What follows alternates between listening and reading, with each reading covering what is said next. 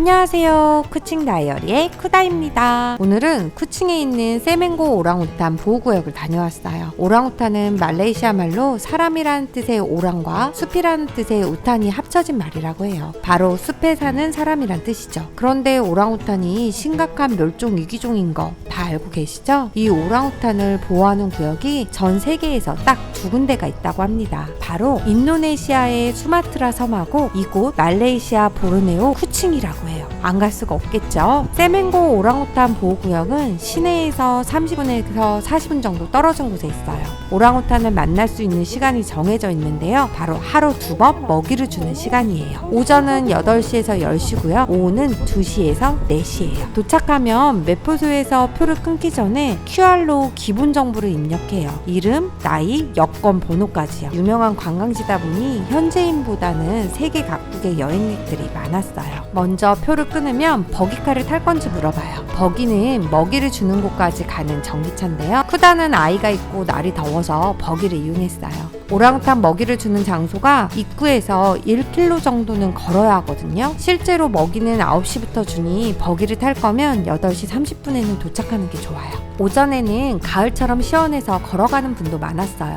가는 길에 나무가 우거져 있어서 걸을만 할 것 같아요. 오전에 다시 오면 걸어가고 싶다는 생각을 했답니다. 하지만 오후는 더워서 버기를 타겠지만요. 버기를 타고 먹이를 주는 곳까지 도착하면 대기 장소가 있어요. 대기 장소 주변에는 화장실과 간단한 음료를 팔고 있기도 했고요. 작은 갤러리도 있었어요. 갤러리에 오랑우탄의 유골이 있었는데 정말 사람하고 흡사하더라고요. 그래서 오랑우탄을 숲에 사는 사람이라고 하나 봐요. 그리고 오랑우탄 가게도가 있었어요. 빅복스는 여기서 우두머리고 1981년생이에요. 일부 다처제네요.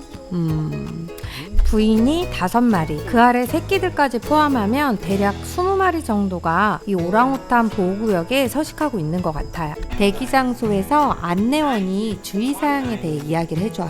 우선 무조건 조용히 해야 해요. 정말 야생 오랑우탄이라서 자극을 하면 안 된다고 합니다. 사진을 찍는 것도 소리 나지 않게 해야 되고 우산이나 삼각대 같은 걸 사용하면 싫어한다고 해요. 그리고 혹시 빅보스가 나오면 최대한 떨어져 있으라고 하더라고요. 엄청 크고 힘이 세다고 합니다. 그런데 이건 농담이었고요. 실제로는 꽤 멀리 떨어진 곳에서 관찰을 해요.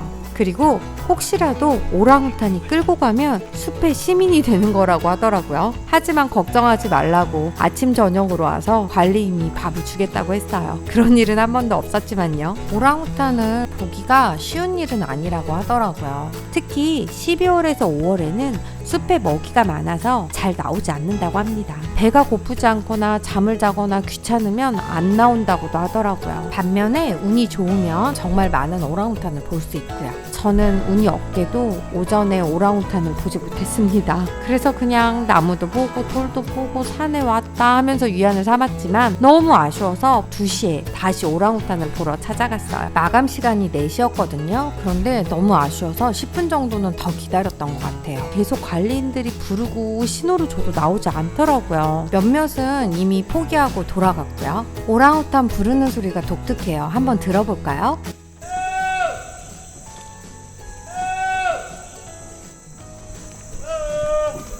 그냥 친구를 크게 부르는 소리 같죠? 저렇게 부르다 보니 마지막에 딱 한 마리가 나왔어요.